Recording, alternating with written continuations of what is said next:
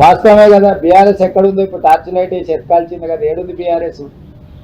Single seat కూడా పార్లమెంట్లో లేదు. పార్టీ పుట్టినప్పటి నుంచి ఇప్పుడు ప్రజలు కాదు, కేసీఆర్ కూడా బీఆర్ఎస్ ఏడుందని టార్చ్ లైట్ వేసి ఎత్తుకోవాల్సిన పరిస్థితి వచ్చింది. కాలగర్భం కాదు, గత చరిత్ర బీఆర్ఎస్ అనేది.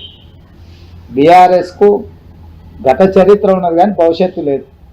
నిన్న లక్ష్మణ్ కూడా రాష్ట్రపతి ప్రధాని ధన్యవాదాలు మాట్లాడుతూ 5 నెలలకి విసిపోయారు ప్రజలు, ఇప్పుడు మార్పు కోరుకుంటున్నారు, ఎప్పుడు ఎలక్షన్ జరిగినా బీఆర్ఎస్ రావడం ఖాయం. ఎప్పుడు జరుగుతుందని వారి ఉద్దేశం? మీ మీద మరి అంత నమ్మకం ఉంది, ఎప్పుడైనా జరుగుతుంది వాళ్ళ కోరిక. ఉత్తరప్రదేశ్లో వాళ్ళ ప్రభుత్వం మొన్ననే వచ్చింది, ఏం జరిగింది? మణిపూర్లో వాళ్ళ ప్రభుత్వం ఉంది, ఏం జరిగింది? మహారాష్ట్రలో వాళ్ళ ప్రభుత్వం ఉంది, ఏం జరిగింది? ఇట్లా వివిధ రాష్ట్రాలలో భారతీయ జనతా పార్టీ అధికారంలో ఉన్న రాష్ట్రాలలో ఆ ప్రభుత్వాల మీద విరక్తి చెంది ప్రజలు ఇండియా కూటమికి అత్యధిక సీట్లు గెలిపించిండ్రు. భారతీయ జనతా పార్టీ నాయకులు ఎవరైనా మాట్లాడే ముందు వాళ్ళ పార్టీ యొక్క దీనావస్థ దాన్ని పరిగణలోకి తీసుకొని మాట్లాడితే బాగుంటుంది. ఎల్బీ స్టేడియంలో అట్టహాసంగా సమావేశాలు పెట్టి సభలు పెట్టి అపాయింట్మెంట్ ఆర్డర్లు ఇచ్చి మందికి పుట్టిన బిడ్డల్ని వీళ్ళ బిడ్డలు అని చెప్పి చెప్పుకునే సిగ్గులేని పని కూడా కాంగ్రెస్ పార్టీ వాళ్ళు చేశారు. ఆ 32,000 ఉద్యోగాలను కూడా ఇప్పుడు ఇళ్ళ కలుపుకొని ఇంకో 1,70,000 ఉద్యోగాలకు సంబంధించి ప్రయత్నాలు చేస్తున్నామని కళ్ళబొల్లి మాటలు చెప్తా ఉన్నారు. దీనికంటే దుర్మార్గం ఇంకోటి లేదు.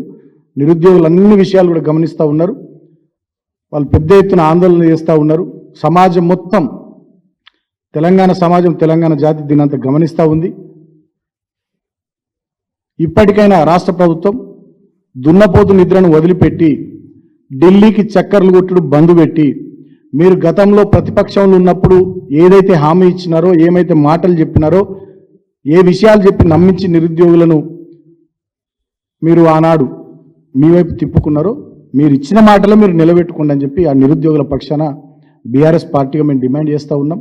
అది గ్రూప్ 1 విషయంలో అయినా, గ్రూప్ 2 విషయంలో అయినా, గ్రూప్ 3 విషయంలో అయినా, మెగా డిఎస్సి విషయంలో అయినా, జాబ్ క్యాలెండర్ విషయంలో అయినా, చివరికి మీరు ఇస్తా అన్న 4,000 రూపాయల నిరుద్యోగ భృతి విషయంలోనైనా మీరు ఇచ్చిన మాట నిలబెట్టుకోవాలని మేము కాంగ్రెస్ పార్టీని కోరుతున్నాం.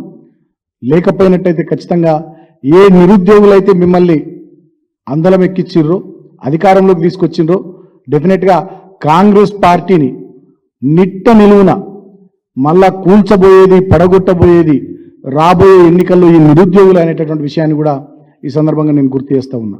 ఇప్పటికైనా దుర్మార్గపు ప్రచారాలు, దుష్ప్రచారాలు, తప్పుడు పద్ధతులు, తప్పుడు పనులు మానుకోవాలని చెప్పి నేను కాంగ్రెస్ పార్టీ నాయకులు కూడా కోరుతా ఉన్నా. వాళ్ళ న్యాయమైన డిమాండ్లను ఆలకించండి.